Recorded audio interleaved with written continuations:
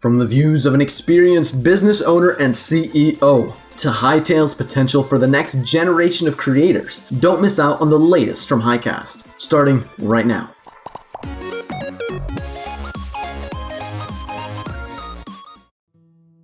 Hello everyone, and welcome to Hycast, the premier Hytale podcast. I'm your host Fezzi, and today we're joined by Devon Thome, the CEO and president of Melon Dev Inc. Welcome to the podcast. We're glad to have you with us today. Happy to be here. Good to meet you as well, too. Thanks for having me. Wonderful. So, could you tell us a little bit about yourself and who you are within the Hytale space? Yeah, so honestly, I don't have too much of an involvement in Hytale just yet. Would love to change that in the coming years. Mm-hmm. A lot of my experience really comes from the Minecraft and Roblox space. The things I do and the things that we do as a company, it's a lot when it comes to creators and influencers. We help them create Minecraft servers, Roblox games, that whole kind of deal. Very cool. So you have a lot of background in things like creators, like you mentioned, and that's going to be a really interesting perspective through a lot of this because we actually haven't heard that kind of perspective before with a lot of our guests as someone kind of looking from the outside and on a creator's perspective. We've usually only interviewed creators. So this is going to be a pretty interesting one, I think. Let's dive into YouTube, like the YouTube scene around Hytale. So since the release of the Hytale announcement trailer, a plethora of people have been chiming in on what they think about the game and here on YouTube. So how would you describe the YouTube scene at the moment surrounding the game? And what do you think will change as we edge towards release? Yeah. So honestly, I think it's super similar to what we see with game releases in general. Everyone always hypes up a game that's coming for release, and it's pretty limited much else that can really happen with the little details that are really given out by the dev team. Like they show off the world mechanics, they show off kind of new monsters, stuff like that, but none of that's really material to really kind of plan out new stuff. Right. But I don't think that's a bad thing either. I think hype is a major driver when it comes to every game release. It's what really pushes it through that kind of initial hurdle of kind of getting through the door, getting players on the platform. Yeah, 100%. Yeah, so I think as we start approaching a release, I think obviously as creators get a more realistic perspective as to what the game is, and we start seeing more and more people try to adapt to their channels, I think it's going to be super interesting. Yeah, so are there any particular trends that you expect to happen once it releases in 2021? Honestly, it's kind of hard to say.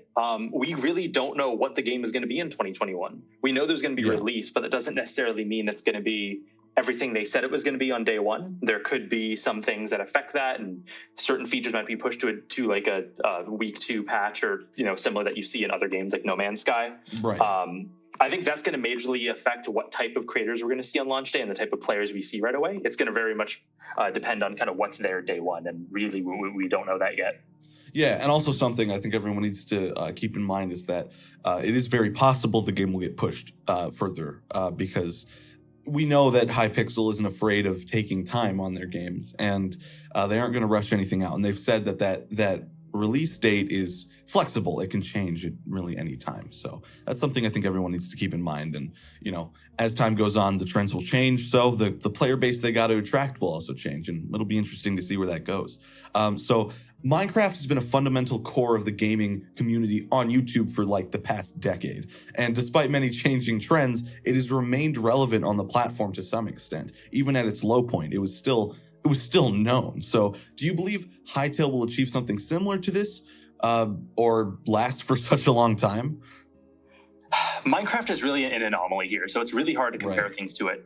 It's done so well, and it's become such a household name at this point, and that's really something you don't see in the gaming industry. Like really off the top of your head, you can really think of maybe Mario, obviously is known by everybody. Yeah. Zelda maybe a little selectively, but there's really not too many franchises that literally everyone knows. Like if I go to my grandmother and ask her what Minecraft is, she'll probably be able to tell me a little bit about it, honestly. And she's not, you can imagine, she's not a gamer.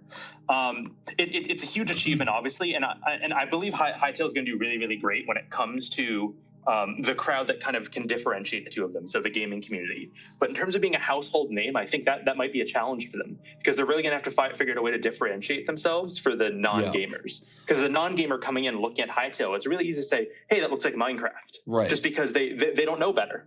Yeah, no, 100%. That makes total sense. It's the same thing where like anyone that's probably not part of the gaming like space, at least to some degree, thinks like Battlefield and Call of Duty are like the same thing. Exactly. It's the same type of deal. It's not that Right. they're both two different games. It's not like anyone's doing anything worse than the other. It's just from an outside perspective, it's very difficult to differentiate yourself in a way that is meaningful.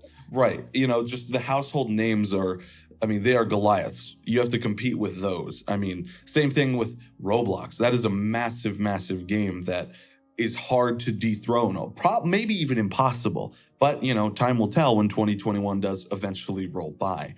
Of course. Yeah, it's going to be an interesting thing to see. So one more thing about Hytale possibly competing with Minecraft. Do you think Hytale might surpass Minecraft's achievements on the platform, or even eventually take its place? It's funny that you brought up Roblox. I genuinely think Hytale is going to be more in line with Roblox than it will Minecraft long term.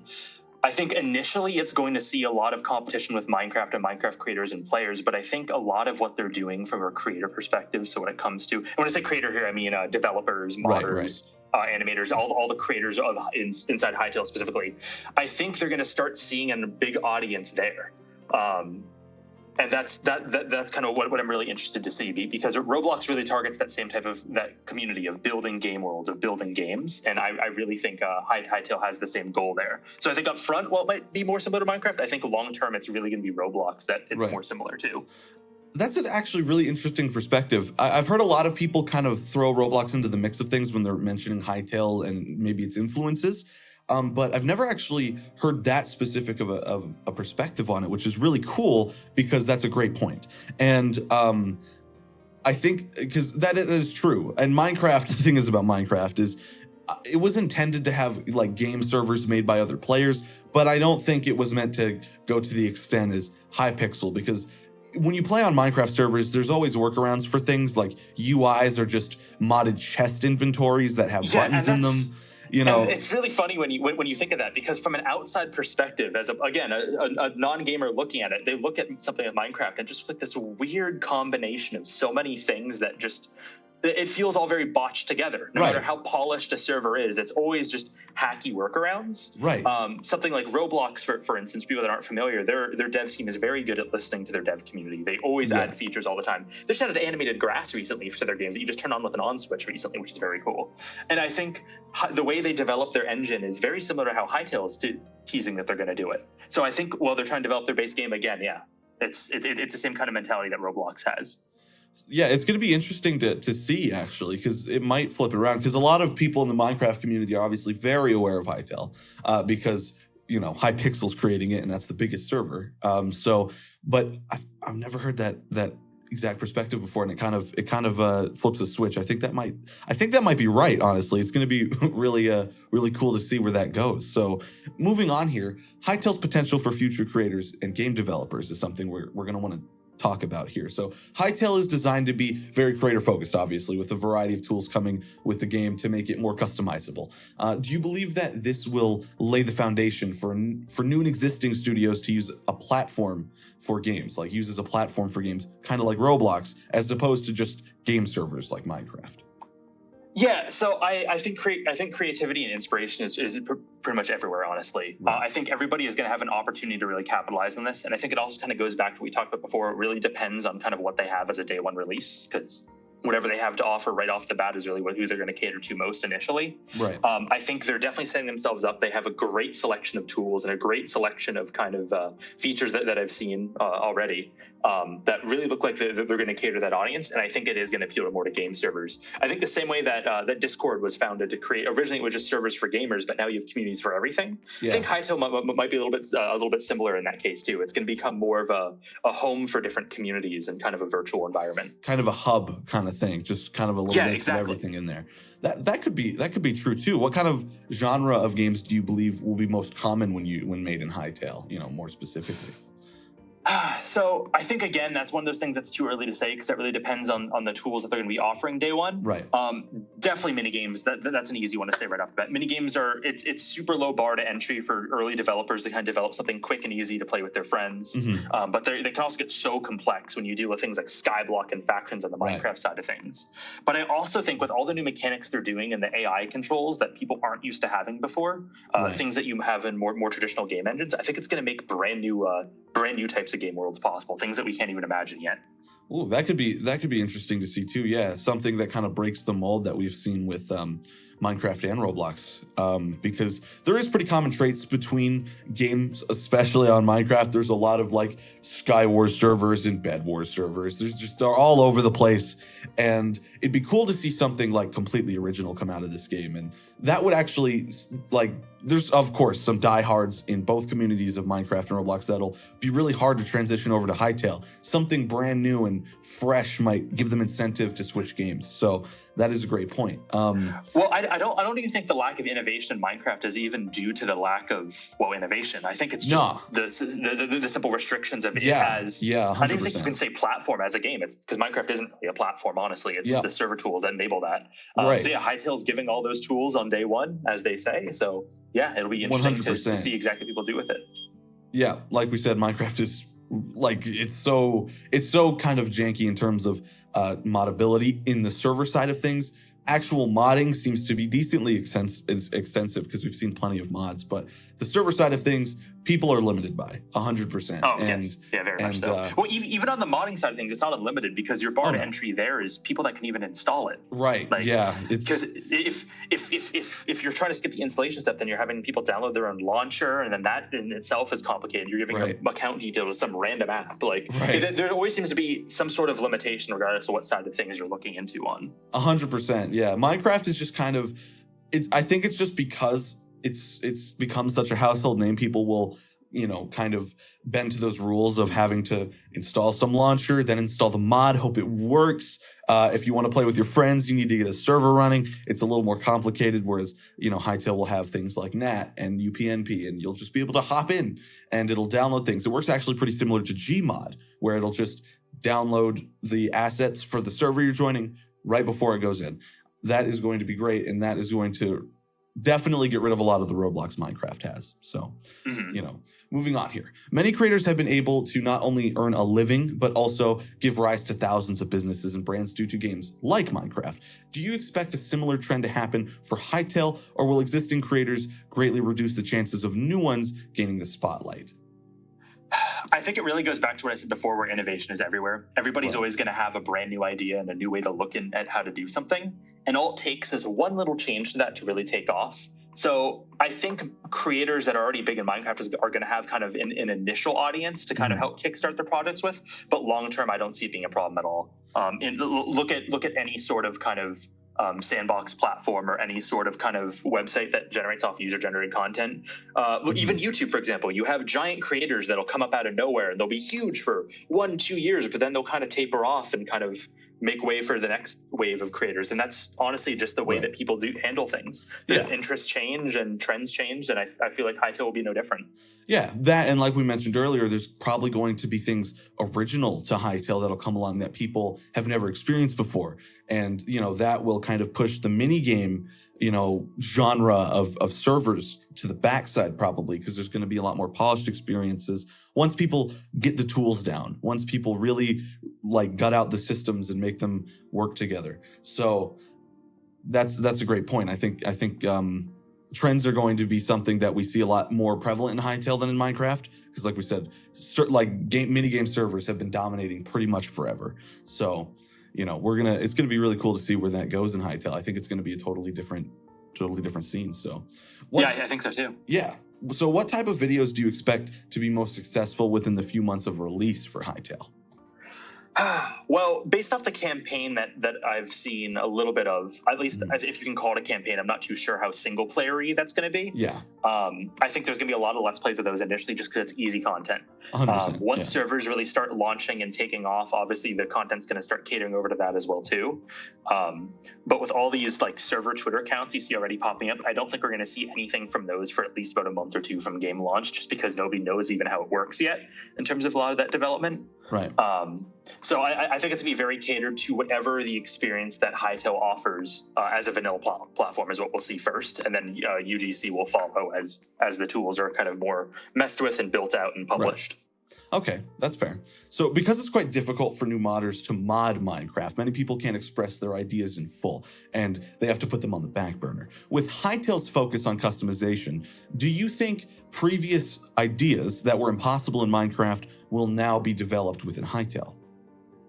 I think it all depends on bar to entry versus how easy it is for your end user to get a benefit from it. Right. For something like Minecraft, it was always very difficult for modders to get involved because it was so difficult for people to install your mod. You'd have to spend hours on the forum giving support, kind of guidance and step-by-step tutorials on it. It just wasn't a fun experience. You just kind of want to focus on making your mod.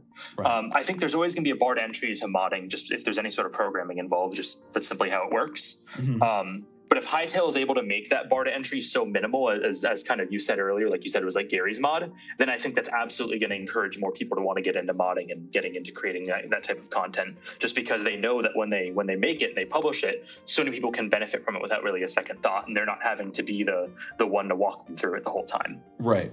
So let's move into Hytale expectations. Throughout the community, Hytale is often described as a successor of Minecraft, with some calling it Minecraft 2. Do you believe that this is a fair comparison to make, or will Hytale be different enough to separate itself totally from Minecraft? I think for the modders and server owners, Hytale will definitely offer more than Minecraft does. That's going to be an immediate draw for them. Right. Simply because Mojang has made promises time and time again. Many people love the infamous modding API that never amounted to anything. But like I brought up before, for the actual end kind of player experience, it's really going to vary based off how much they can market it to the end user. It really depends on who their end target is. If it's just the hardcore gamers, it's going to be kind of an easy transition because they'll know kind of what platform to go to based off the content they want to play. Right. And again, I see a lot of the challenge coming from catering to the audience that doesn't know too much of the difference. Because to someone who doesn't know, they might see a Hytale minigame and think that's Minecraft. Right. So right. I think it's all good. It's really going to come down to, again, them setting themselves apart from Minecraft. Yeah, it's all basically how many of those super original experiences we get, I think, from Hytale after a while. Because at first it's going to be nothing but minigame servers, but eventually I think it'll be able to set itself differently, because we'll be able to see exactly how far we can go with these tools and how many people can get their visions out there. So I think the way I see it is it's going to be pretty similar to start, because of course Hypixel themselves is having their own mini games put into Hytale, so that's going to feel very similar to the Minecraft half of things. But once people actually get down and really get going and make their visions reality on their own servers, or even if Hypixel does something crazy with their server, I think people will start to see that big difference of Hytale's capabilities and Minecraft's capabilities, and that's when it'll start to set itself apart, I think, better. Yeah, exactly. Yeah, so there's still a while to go, obviously, with the release date planned to be sometime currently unknown in 2021. How many players do you expect Hytale to muster within a month of release? And what do you expect a player count to be like 10 years later? Or if 10 years is too far, 5? So I think it really comes down to what they end up having their business model as. Because I believe even to date, they haven't announced any sort of details on that, right? No, I don't think they have. Yeah, so if they're going to be a free-to-play game, for example, they're going to gain tons of interest immediately. Like, right. I'd see them easily pushing. If they're on Steam, they'd easily push Steam charts, simply for the hype and interest they built up and the backers they have behind it. But as soon as you have a paywall or kind of pay to entry to download type deal like Minecraft does, I think that's when you start limiting the amount of traction you get initially. Minecraft had a really good model because when they announced initially, it was $5. Right. Then at beta, it was $10. Then at release, there was $20. And it worked because people would sign up slower over that period of time. But as you went, more and more of your friends likely already had it. Right. I feel like if they're going to have some sort of pay-to-play functionality, they need to do something similar to that, or otherwise the free-to-play model would make a little bit more sense, just because of their focus here. Right. If you look at Roblox, for example, they're not charging people to download their game. Right. It's more of kind of cosmetics and things, which is great. Or server developers themselves can choose what they have up for the currency within the game. And the Hytale team has kind of seemed to lean towards the idea of a pay model because of things like cheaters, because there's a lot of those in Minecraft. And in a PvP game, because Hytale's going to be tailored for PvP. It's kind of built and ready for competitive play. And cheaters are going to be a problem. And paywalls are typically, because you see, this is where kind of it gets a little dicey, because paywalls are usually a bit better for, you know, keeping cheaters out, because you're less inclined to buy an alt to cheat on because you're wasting money. But then again, like you said, there's that paywall that's less enticing for new players. So I honestly think, like you just mentioned, the whole what Minecraft did with the kind of exponentially increasing price until release was actually something I haven't heard, at least like to my knowledge, anyone really talk about. The Hytale take. I think that's actually a great idea. I think that would be a wonderful thing for them to do, because they are doing a beta at some point. It really does naturally make sense, just because $5 is not a lot for a lot of people. No. Like dropping $5 on a game that you've had all this hype behind, then no problem at all. But asking $20, $30, even $50 for something you really don't know much about, right? That's what becomes quite an ask. Just ask any of the Steam Greenlight games or the early access titles that ask for AAA amounts of money for something that's unproven. But right, 100%. Yeah, that could definitely be an arising issue. So I think that perspective is a really good one. I think that's a great point. And I think that's something the Hytale team might want to consider. If they haven't already, they probably already have, but I think that would be the best for them personally. So during their time working on the Hypixel Minecraft server, the Hypixel team has openly expressed their displeasure with game limiting things like the EULA, for example, or end user license agreement. What do you expect Hytale's EULA to be like? What effect will it have on server monetization within Hytale, do you think? I don't think that their terms for monetization are going to be as strict as what Minecraft was. Minecraft went in and on a pretty much specific feature by feature basis says what could and couldn't be allowed. Right. And I don't think that's a good move in terms of inspiring innovation and creativity. Will there be bad actors as a result of it? Probably. As always. But I think if they, depending on their monetization model, having some sort of just in-game currency system that they take a cut of, I think that would instead kind of inspire a little bit more creativity and kind of allowing servers to kind of not do what they like, but be a little bit more open-ended with it. Right. I'd love to see them kind of invest a little bit in sort of kind of a customer service or dispute purchase system to kind of let end users trust servers a little bit more when they're spending money or virtual currency.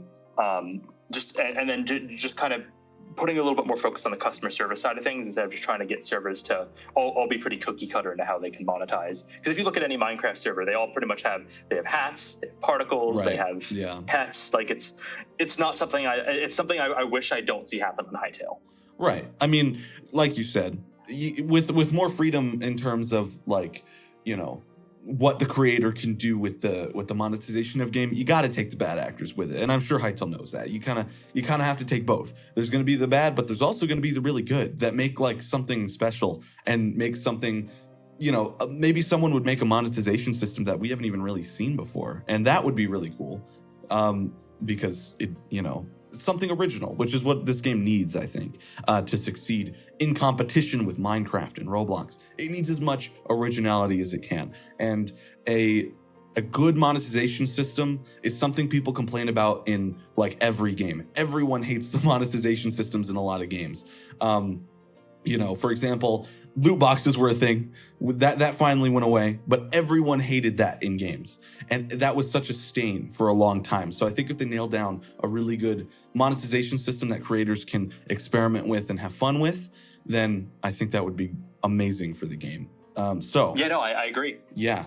So finally, what limitations, if any, do you see being written into the EULA or the EULA specifically? Do you expect loot boxes or other unfavorable monetizations, like I mentioned, tactics, be banned from Hytale, or do you think they'll be willing to take those along with the good? I think trying to ban monetization tactics like that is a slippery slope. Right. I think, like I said, the customer service system, I think is a great kind of underlying way of kind of ensuring people behave at least a little bit, just because then you're not getting completely scammed out of things you're buying. Yeah. I think setting limits in terms of the amount things can be kind of priced at, and I think setting limits in how frequently players can spend money to an extent are fine. But I think as soon as you start trying to ban specific things, like we'll say loot box as an example, well, how far does that stretch? Does that just include loot boxes that you're spending money on, ones that you might be able to open? Does that include opening a chest in survival games, for example, because that's random loot, right? Or opening, getting a random kit. So I think it's one of those things where it's hard to draw a line, and it can be really fuzzy. Right.